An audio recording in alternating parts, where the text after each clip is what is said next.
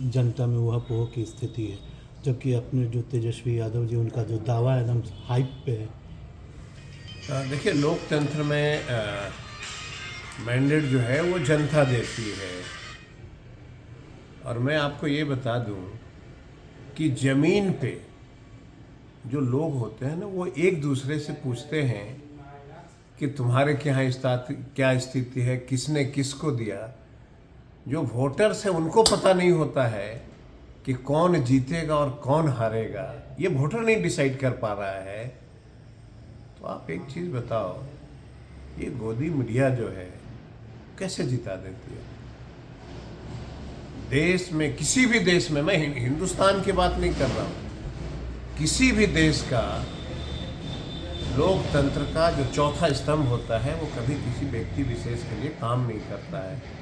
इस देश का पहला मीडिया के लोग हैं जो चौथे स्तंभ को ध्वस्त कर दिया। अब लोग भरोसा नहीं कर पा रहे हैं मीडिया के लोगों पे।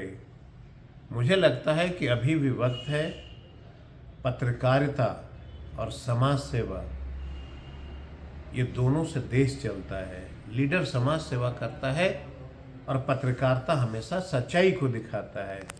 हम तो नम्र निवेदन करेंगे कि चंद पैसों के लिए, ऐड के नाम पर आप अपनी कंपनियों को गिरवी मत रखो।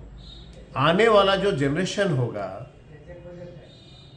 ये आपको इस कदर करेगा कि फिर आप पत्रकारिता करने लायक नहीं रहेंगे। इसलिए मेरा आग्रह है, एग्जिट पोल कहाँ गया भाई?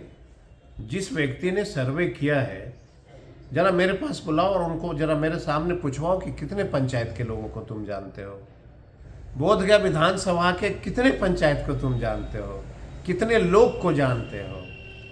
बिहार के वैसे गांव का नाम बता दो तुमने जहां से उसको उठा के लाया है एग्जिट पोल को। ये पैसे के बल पे, सबको पता है कि देश में भाजपा दुनिया की सबसे बड़ी पूंजीपति पार्टी है। ये पैसों का खेल है, पैसा के बल पे जो मन में होना दिखाते हैं लोग। ये चौथे स्तंभ की मैं समझता हूँ कि बहुत बड़ी एक नुकसान पहुँचाने की साजिश चल रही है।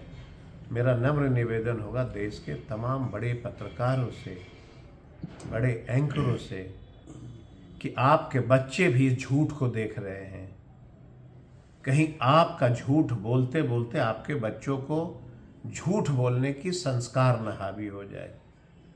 इसलिए अपने बच्चों के बारे में सोचो कि आपका जो झूठ है ये आपके बच्चे वही संस्कार ले रहे हैं।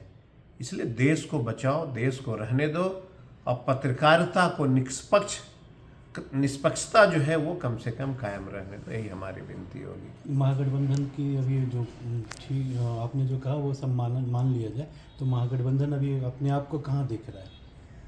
महागठबंधन पूर्ण रूप से जीती है।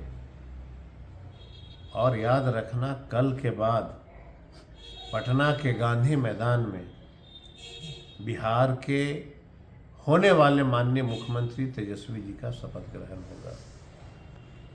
आप एक चीज़ बता दो मुझे, भाजपा और जेडीयू का गठबंधन था, रामविलास लोजपा का गठबंधन था। जेडीयू के किस कार्यकर्ता ने भाजपा के उम्मीदवार को मदद किया, और भाजपा के किस कार्यकर्ता ने जेडीयू को मदद किया? ये गठबंधन सिर्फ नाम का था, जमीन पे इसकी कोई हकीकत नहीं थी। और यही वजह है कि आज बिहार के तमाम युवा साथियों ने सत्ता को परिवर्तन करने को ठान लिया था। और जब किसी देश का, किसी राज्य का जब युवा साथी जागता हो तो सत्ता परिवर्तन तो सुनिश्चित हो जाता है। तो आप घूम रहे होंगे सभी पत्रकार लोग, आपने देखा होगा कि गरीब गुरबा का कितना एग्रेसिव पोल हो रहा था। नौजवान बूथ पे अपने बड़े बुजुर्ग को खटिया पे बैठा के ला रहे थे, जो चल नहीं सकता है, जो देख नहीं सकता। लेकिन हमारे भी विधानसभा में बहुत सारे बूथ था, हमारे पास लिस्ट है, आप कहोगे तो मैं मोबाइल में दिखा दूंगा। एक जो हलमत्ता में है, एक अधिकारी ने लोगों को कहा कि भाई वोट देना है तुमको हेलीकॉप्टर पे। वहाँ की आम जनता इतनी जागरूक थी कि बस उस अधिकारी की पिटाई नहीं हुई, ये बहुत बड़ी बात है। लोकतंत्र ये कभी नहीं सिखाता है। एक और हमारा मतासो पंचायत में एक दलित का बेटा मुखिया, एक टीचर थी वहाँ पे, वो टीचर दलितों को ये कह रही थी कि तुमको हर हालत में हेलीकॉप्टर पे वोट देना, नहीं तो स्कूल में तुमको आने नहीं देंगे। एक शिक्षिका दलित के बेटे को ऐसा भाषा का प्रयोग करे, दलित मुखिया उसके ऊपर थाना में आवेदन दे दिया कि बूथ पे इन्होंने मुझे हड़काया। ये बताइए, जब आपको